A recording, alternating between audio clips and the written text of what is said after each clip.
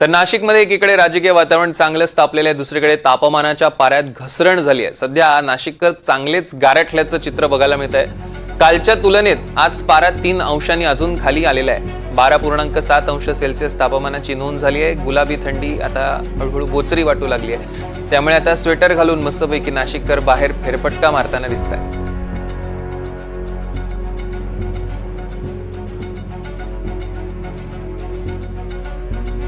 तर राज्यभरात सुद्धा आता थंडीत वाढ होण्याची शक्यता, किमान तापमान 11 अंशांपर्यंत घसरलेलं आहे। आजपासून तापमान 2 ते 4 अंशांनी घसरणार आहे। धुळे, परभणीसह 10 ठिकाणी 15 अंशांपेक्षा कमी तापमान।